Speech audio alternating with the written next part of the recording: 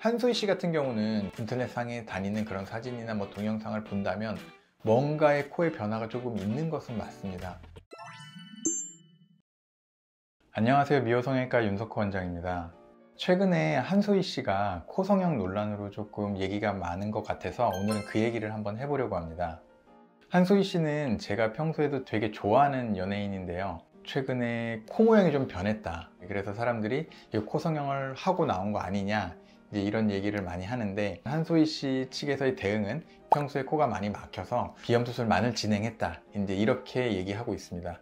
근데 이제 우리가 예전 한소희 씨 코랑 지금 한소희 씨 코를 비교를 해보면 뭔가 모양이 조금 달라진 걸 알 수 있어요. 저도 이제 실은 한소희 씨가 매우 예쁘기는 하지만 코가 매력이 있긴 한데 약간 이렇게 교정이 됐으면 좀 더 좋겠다, 이런 부분이 항상 있었거든요. 약간 이제 매부리가 좀 있고 상대적으로 코끝이 약간 떨어진, 그리고 정면에서 봤을 때도 약간의 비대칭, 좀 휘어있는 그런 모습이 있었습니다. 근데 조금 매부리가 있고 코끝이 조금 떨어진 코는 실제로는 조금 남성스러운 코라고 볼 수 있습니다. 그러다 보니까 한소희 씨가 어떻게 보면 약간 중성적인 매력이 있기도 했고, 그런 게 좀 더 매력적으로 보일 수도 있었겠지만, 어쨌든 뭔가 매부리가 좀 있고 코끝이 떨어진 거는 예쁜 코는 아니니까 코 수술을 하고 나서는 그런 부분이 좀 많이 교정이 된 거를 볼 수 있습니다.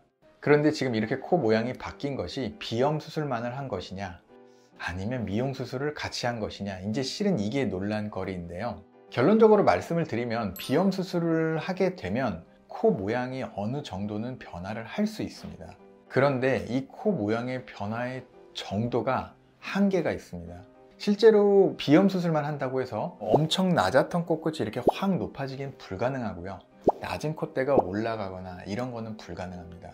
다만 어느 정도 휜 코가 어느 정도 잡힌다든지, 코끝의 모양이 혹은 코끝의 높이가 어느 정도 미세하게 좀 변화된다, 이런 거는 비염 수술로도 있을 수 있는 얘기입니다.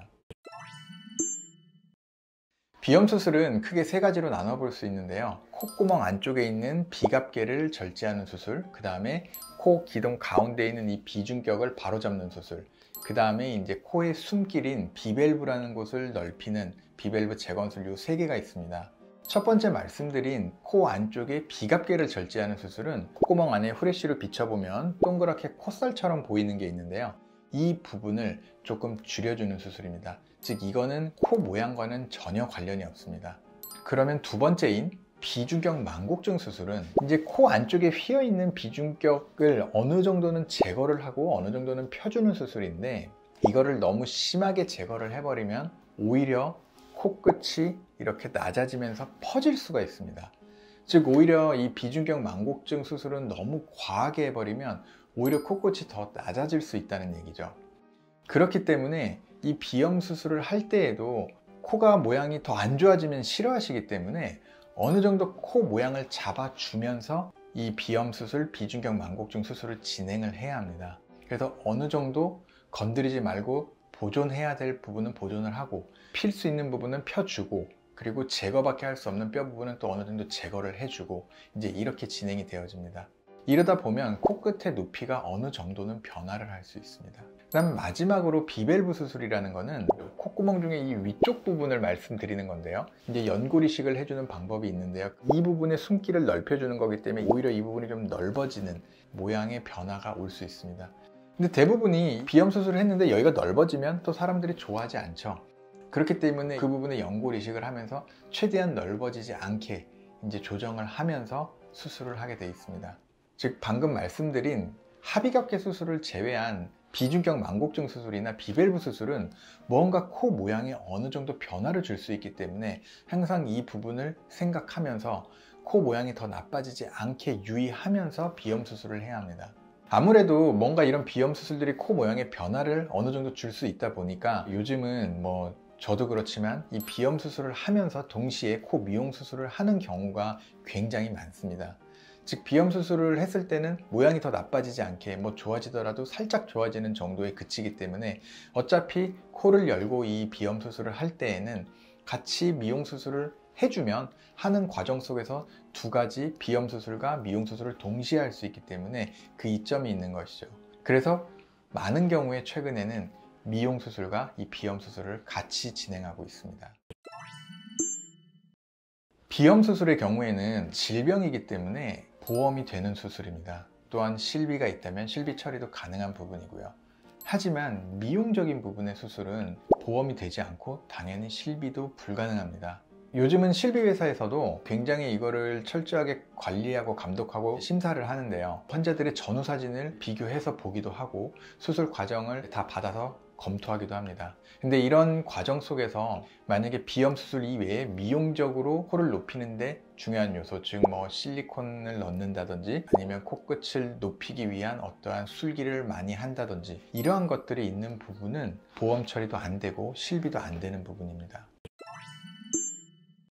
한소희 씨 같은 경우는 제가 이제 수술 전후 사진을 정확하게 비교해 볼 수는 없기 때문에 인터넷상에 다니는 그런 사진이나 동영상을 본다면 뭔가의 코의 변화가 조금 있는 것은 맞습니다.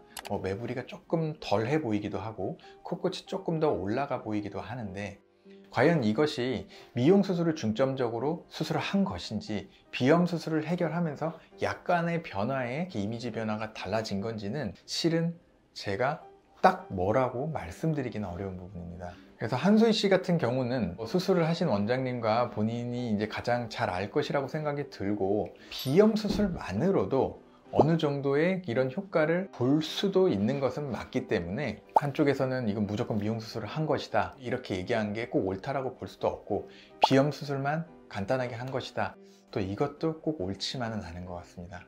중요한 것은 이 비염 수술을 우리가 할 때 미용적으로 너무 많이 신경을 써서 코를 너무 많이 높이거나 한다면 오히려 이제 코 안에 내강이 좁아질 수밖에 없습니다.